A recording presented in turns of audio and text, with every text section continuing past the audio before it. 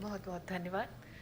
मध्य प्रदेश राज्य न्यायिक अकादमी जबलपुर ने राज्य न्यायिक अकादमियों के इतिहास में पहली बार ये एक ऐसा आयोजन किया है कि जब देश के सभी राज्यों की न्यायिक अकादमियों के प्रतिनिधिगण एक साथ मिलकर न्यायिक प्रशिक्षण को अधिक उन्नत और प्रभावी बनाने के लिए विचार विमर्श करेंगे। ये प्रयास अंततः न्यायतंत्र को उत्कृष्ट बनाने में सहयोगी होगा, ऐसी हम आशा करते हैं।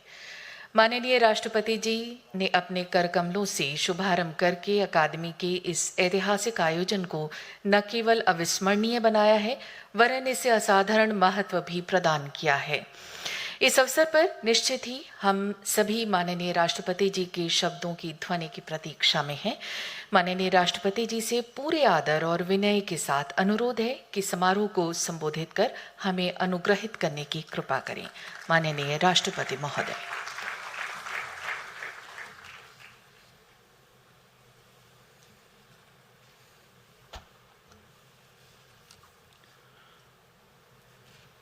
All India state judicial academies directors retreat के कार्यक्रम में प्रमुख रूप से उपस्थित मध्य प्रदेश की राज्यपाल श्रीमती आनंदीबेन पटेल, भारत के मुख्य न्यायमूर्ति श्री शरद अरविंद बोबडे, मध्य प्रदेश के मुख्यमंत्री श्री शिवराज सिंह चौहान, उच्चतम न्यायालय के न्यायमूर्ति श्री एन.वी. रमना, श्री अशोक भूषण, श्री हेमंत गुप्ता और श्री एस. रविंद्र भट्ट, मध्य प्रदेश के मुख्य न्यायमूर्ति श्री मोहम्मद रफ़ीक, मध्य प्रदेश राज्य न्यायिक अकादमी के अध्यक्ष न्यायमूर्ति प्रकाश श्रीवास्तव, विभिन्न उच्च न्यायालयों के मुख्य न्यायमूर्ति, अन्य सभी न्यायाधीशगण और अधिकारीगण, देवी और सज्जनों, मध्य प्रदेश सहित पश्चिमी भारत की जीवन रेखा और जबलपुर को विशेष पहचान देने वाली पूर्ण सलीला नर्मदा की पावन धरती पर आप सब के बीच आकर मुझे बेहद प्रसन्नता हो रही है।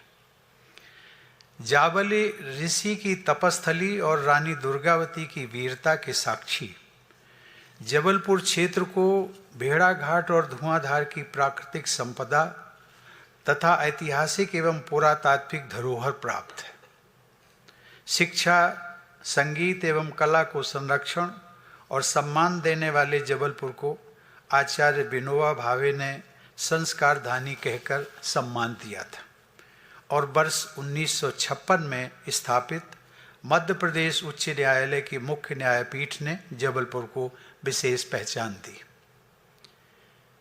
यह कार्यक्रम देश की सभी राज्य न्यायिक अकादमियों के बीच सतत न्यायिक प्रशिक्षण के लिए अपनाई जाने वाली प्रक्रिया को साझा करने का यह प्रथम और सराहनीय प्रयास है। इसलिए राज्य न्यायिक अकादमियों के निदेशकों के इस अखिल भारतीय सम्मेलन का उद्घाटन करते हुए मुझे विशेष हर्ष का अनुभव हो रहा है।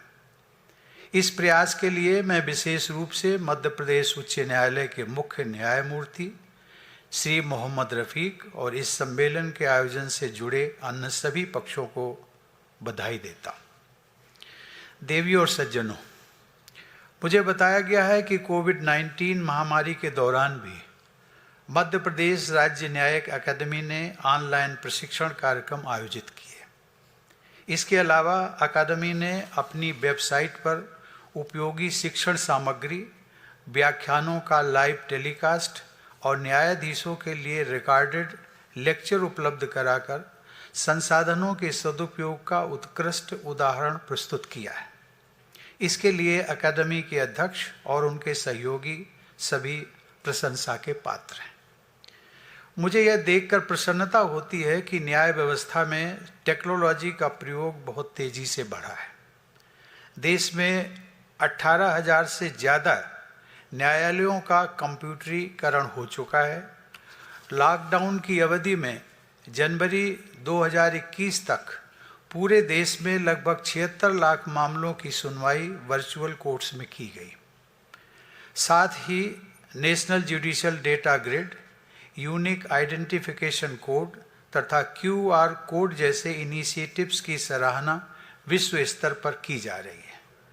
अब ई अदालत, वीडियो कॉन्फ्रेंसिंग, ई प्रोसीडिंग्स, ई फाइलिंग और ई सेवा केंद्रों की सहायता से जहां न्याय प्रशासन की सुगमता बढ़ी है, वहीं कागज के प्रयोग में कमी आने से प्राकृतिक संसाधनों का संरक्षण भी संभव हुआ है। देवियों और सज्जनों, हमारी लोअर जुडिशरी देश की न्यायिक व्यवस्था का आधारभूत अंग है। उसमें प्रवेश से पहले सैद्धांतिक ज्ञान रखने वाले लॉ स्टूडेंट्स को कुशल एवं उत्कृष्ट न्यायाधीश के रूप में प्रशिक्षित करने का महत्वपूर्ण कार्य हमारी न्यायिक अकादमियां कर रही हैं। अब जरूरत है कि देश की अदालतों, विशेष रूप से जिला अदालतों में लंबित मुकदमों को शीघ्रता से निपटाने के लिए न्यायाधीशों के साथ ही अन्य जुडिशियल एवं क्वासी जुडिशियल अधिकारियों के प्रशिक्षण का दायरा भी बढ़ाया जाए। उनके बीच ज्ञान एवं सूचना के आदान प्रदान के लिए ऐसे सम्मेलनों के अलावा कोई अन्य स्थायी मंच स्थापित किया जा सकता है। निर्णय की प्रक्रिया में तेजी लाने की दृष्टि से ऐसे मंचों पर अदालतों की प्रोसेसेस और प्रोसीजर्स के सरलीकरण पर भी चर्चा की जा सकती है। इससे एक ओर जहां मुकदमों के निस्तारण में तेजी आ सकती है, वहीं न्यायिक प्रशासन से जुड़ी प्रक्रियाओं में अखिल भारतीय पर्सपेक्टिव का विकास हो सकता है। देवियों और सज्जनों, स्पीडी डिलीवरी ऑफ जस्टिस अर्थात शीघ्र न्याय प्रदान करने के लिए व्यापक न्यायिक प्रशिक्षण की जरूरत के साथ साथ टेक्नोलॉजी के अधिकाधिक प्रयोग की संभावनाएं दिनों दिन बढ़ती जा रही हैं। अब मुकदमों की बढ़ती संख्या के कारण कम समय में ही मुद्दों की बारीकियों को समझना और सटीक निर्णय लेना जरूरी हो जाता है। नए नए कानूनों के लागू होने, लिटिगेशन की प्रकृति में व्यापक बदलाव आने और समय सीमा में मामलों को निपटाने की आवश्यकता ने भी न्यायाधीशों के लिए यह जरूरी बना दिया है कि वे विधि और प्रक्रियाओं को अप टू डेट ज्ञान रखें। लेकिन न्याय प्रशासन में पुस्तकीय ज्ञान के साथ साथ व्यवहार बुद्धि का प्रयोग भी अपेक्षित होता है।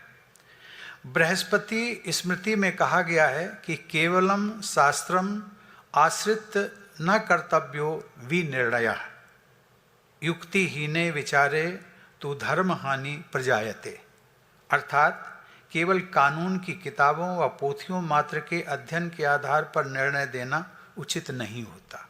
इसके लिए युक्ति का, विवेक का सहारा लिया जाना चाहिए, अन्यथा न्याय की हानि या अन्याय की संभावना होती है। देवियों और सज्जनों, न्यायिक अकादमियों में भविष्य के न्यायाधीश तैयार होते हैं। पहले दिन से ही उन पर नागरिकों के जीवन, स्वतंत्रता, संपत्ति और गरिमा की रक्षा के प्रश्नों पर निर्णय लेने की जिम्मेदारी आ जाती है। उन्हें विधि के शासन को बनाए रखने के प्रश्नों पर भी निर्णय लेने होते हैं। नई नई स्थितियों से समझबूझ के साथ निपटना होता है। इसलिए न्याय के आसन पर बैठने वाले व्यक्ति में समय के अनुसार परिवर्तन को स्वीकार करने, परस्पर विरोधी विचारों या सिद्धांतों में संतुलन स्थापित करने और मानवीय मूल्यों की रक्षा करने की समावेशी भावना होनी चाहिए। न्यायाधीश को किसी भी व्यक्ति, संस्था और विचारधारा के प्रति किसी भी प्रकार के पूर्वाग्रह तथा पूर्व संचित धारणाओं से सर्वथा मुक्त होना चाहिए। न्याय करने वाले व्यक्ति का निजी आचरण भी मर्यादित, संयमित, संदेह से परे और न्याय की प्रतिष्ठा बढ़ाने वाला होना चाहिए। देवी और सज्जनों, हम भारत के लोगों की न्यायपालिका से बहुत अपेक्षाएं हैं। समाज न्यायाधीशों से ज्ञानवान, विवेकवान, शीलवान, मतिमान और निष्पक्ष होने की अपेक्षा करता है। न्याय प्रशासन में संख्या से अधिक महत्व गुणवत्ता को दिया जाता है और इन अपेक्षाओं को पूरा करने के लिए न्यायिक कौशल की ट्रेनिंग, ज्ञान और टेक्नोलॉजी को अपडेट करते रहने तथा लगातार बदल रही दुनिया की समुचित समझ बहुत जरूरी होती है। इस प्रकार इंडक्शन लेवल और इन सर्विस ट्रेनिंग के माध्यम से इन अपेक्षाओं को पूरा करने में राज्य न्यायिक अकादमियों की भूमिका अति महत्वपूर्ण हो जाती है। मैं इसे अपना सौभाग्य मानता हूं कि मुझे राज्य के तीनों अंगों अर्थात विधायिका, कार्यपालिका और न्यायपालिका से जुड़कर देश की सेवा करने का अवसर मिला।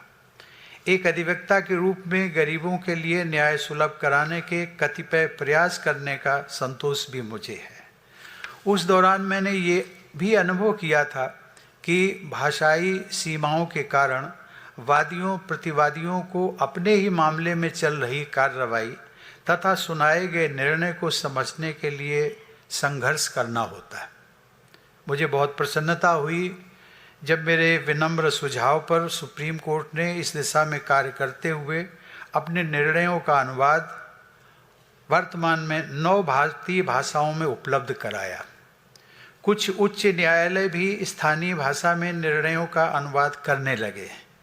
मैं इस प्रयास से जुड़े सभी लोगों को हार्दिक बधाई देता हूं। लेकिन अब मेरी अपेक्षाएं कुछ और बढ़ गई हैं। मैं चाहता हूं कि सभी उच्च न्यायालय अपने अपने प्रदेश की अधिकृत भाषा में, जिसको हम लोकल या रीजनल लैंग्वेज भी कह सकते हैं,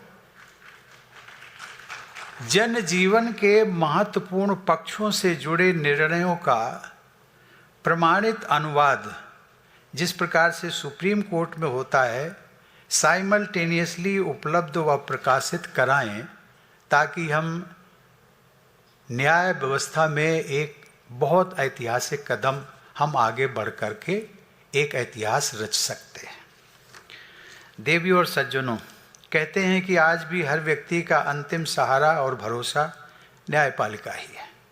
देश के साधारण से साधारण नागरिक का भरोसा न्याय व्यवस्था में बनाए रखने के लिए राज्य के अंगों के रूप में हम सभी को आगे निम्न उल्लिखित बिंदुओं पर विचार करना चाहिए, जैसे शीघ्र, सुलभ और किफ़ायती न्याय प्रदान करने की दृष्टि से टेक्नोलॉजी का प्रयोग बढ़ाने, प्रक्रिया और कागजी कार्रवाई को सरल बनाने तथा लोगों को उनकी अपनी भाषा में न्याय दिलाने के लिए हम क्या क्या कर सकते हैं।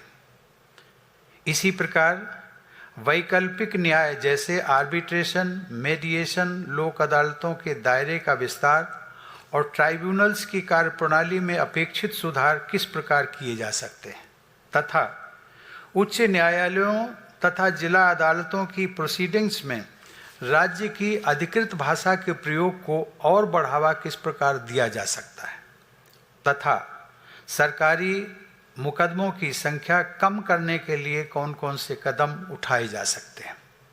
देवियों और सज्जनों, स्वाधीनता के बाद बनाए गए भारत के संविधान की उद्देशिका को हमारे संविधान की आत्मा समझा जाता है।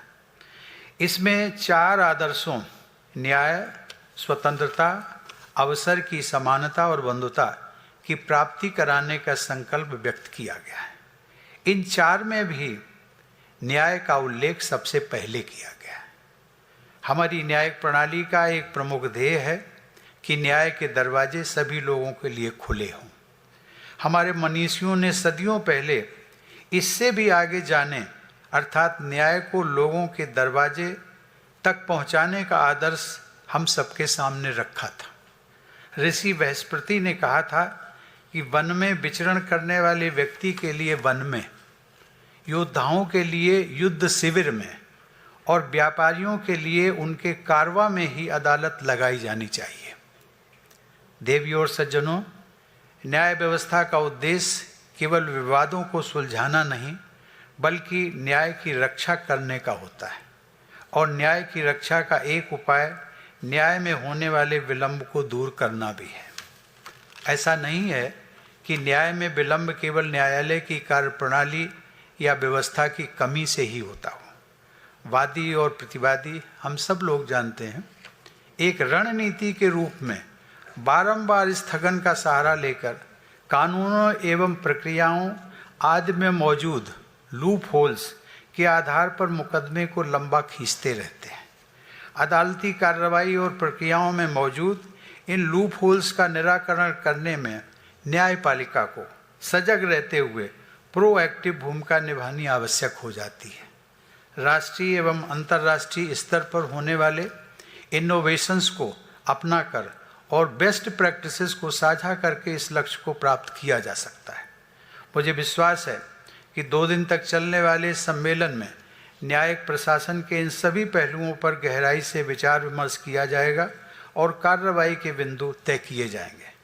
मुझे बहुत प्रसन्नता होगी यदि इन निष्कर्षों की एक प्रति राष्ट्रपति भवन को भी उपलब्ध कराई जाए। देवी और सज्जनों, अंत में न्याय के मार्ग पर आप सभी के प्रयास सफल हों, इसी शुभेच्छा के साथ मैं सम्मेलन की सफलता की कामना करता हूं। धन्यवाद। जय हिंद।